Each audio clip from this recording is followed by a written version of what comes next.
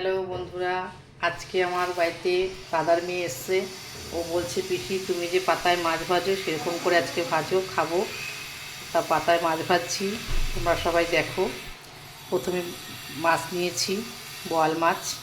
এবার দিয়ে দিচ্ছি নুন পরিমাণ মতো, নুন দিচ্ছি। এবার দিয়ে দিচ্ছি হলুদ,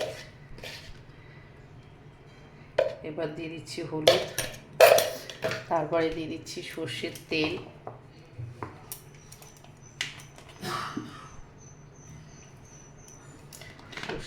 দিয়ে দিচ্ছি।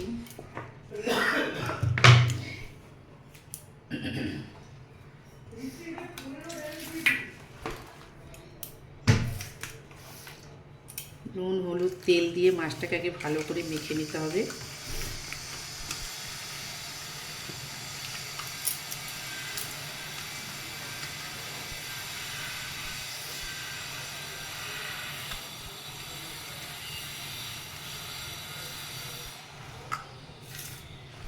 এবার যেই পাতাটার মধ্যে মাছটা সাজাবো একটু তেল দিয়ে মেখে দিলাম।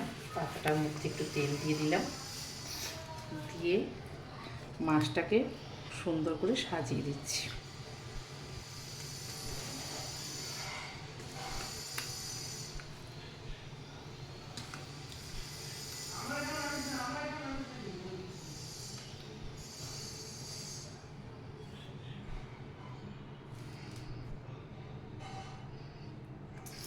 এবার দিয়ে দেব পেঁয়াজ কুচি, পরিমাণ মতো যতটা লাগবে, রসুন কুচি, লঙ্কা কুচি,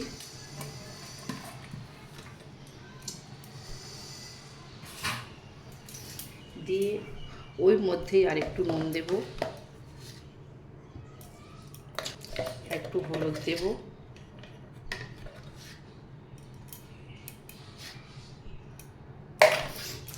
নুনটা আপনারা আন্দাজ মতো দেখে দেবেন কে কীরকম খান। তারপরে খুব ভালো করে হাত দিয়ে এটাকে মেখে নিতে হবে। পেঁয়াজটাকে খুব ভালো করে, লঙ্কা রসুন পেঁয়াজটাকে ভালো করে মেখে নিতে হবে। খুবই সোজা, একদম সোজা পদ্ধতিতে, কিন্তু দারুণ টেস্ট হয়। ও এসেই বলছে পিসি আজকে তুমি বোয়াল মাছটা পাতায় দাও, তাই জন্য পাতায় দিচ্ছি, আপনাদের সঙ্গে শেয়ার করলাম।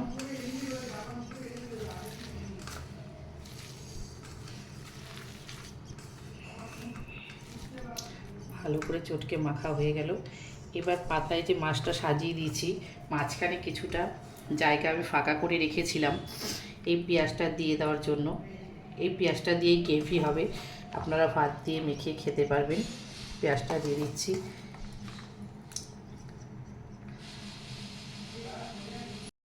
ধরিয়ে দিচ্ছি।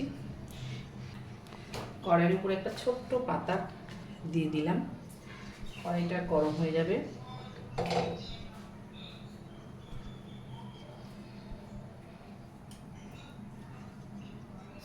কড়াইটা গরম হয়ে গেছে। যে পাতায় আমি মাছটা সাজিয়েছিলাম সেই পাতাটাই আস্তে করে ধরে কড়াইয়ের মধ্যে বসিয়ে দিচ্ছি।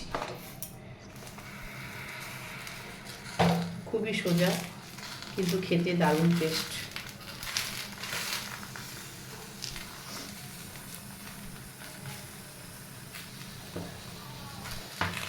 এবার উপর থেকে সামান্য একটু সর্ষের তেল ছড়িয়ে দিচ্ছি।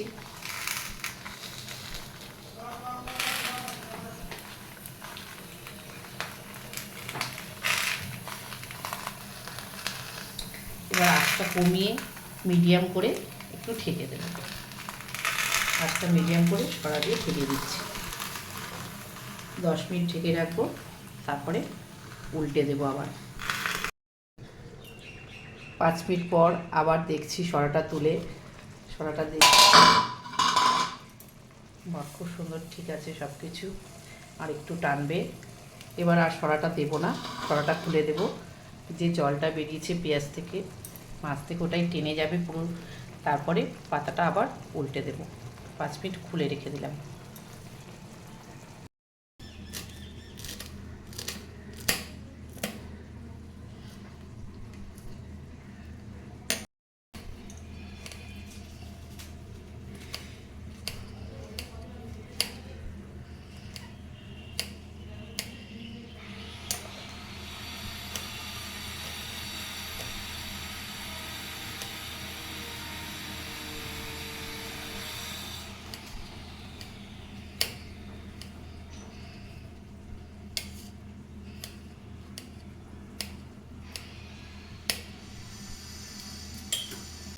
টমেটো কুচিটা আগে দিতে ভুলে গেছিলাম, এখন উপর থেকে দিয়ে দিচ্ছি টমেটো কুচি আর ধনেপাতা কুচি। টমেটো কুচিটা সুন্দর করে দিয়ে দিচ্ছি সাইড থেকে। এবার উপর থেকে দিয়ে দেবো ধনেপাতা কুচি।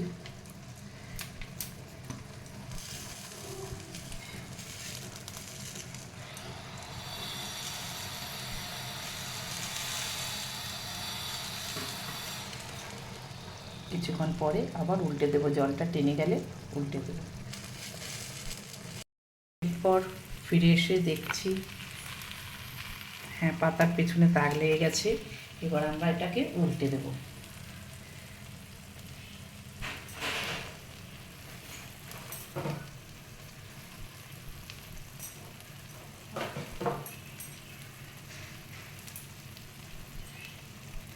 এটাকে এইভাবে শুধু কাট করে ঢেলে দিলেই হবে, কোনো কষ্ট নেই।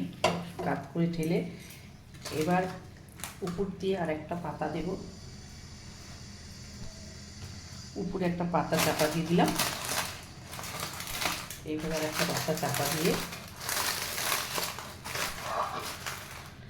সুন্দর করে চাপা দিয়ে দিলাম। পাতাটা দিয়ে এই সরা দিয়ে চাপা দিয়ে উল্টে দিলাম।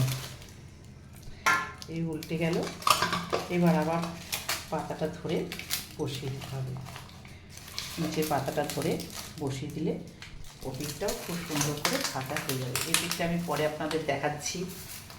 এই পিকটা খুব সুন্দর ভাজা হয়ে গেছে। পাতাটা আস্তে আস্তে তুলে আমি দেখাচ্ছি। কি সুন্দর কালার এসছে দেখবেন। একটু ঠান্ডা না হলে খুলবে না পাতাটা, একটু ঠান্ডা হয়ে গেলেই খুলে যাবে। সুন্দর একটা কালার এসছে এখানে। পাতাটা তুলে নিয়েছি। এবার একটু উপর থেকে সর্ষের তেল দিয়ে দিচ্ছি, পাতাটা যাতে লেগে না যায়। 1 চামচের মতো সর্ষের তেল দিয়ে দিচ্ছি।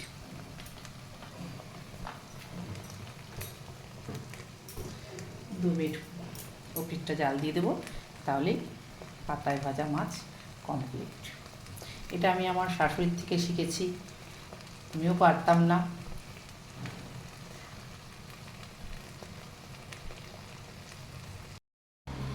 এবার আমার রান্না হয়ে গেছে। আপনারা একদিন বাড়িতে করে খেয়ে জানাবেন কেমন লাগলো। কমেন্ট করে জানাবেন রান্নাটি কেমন লাগলো।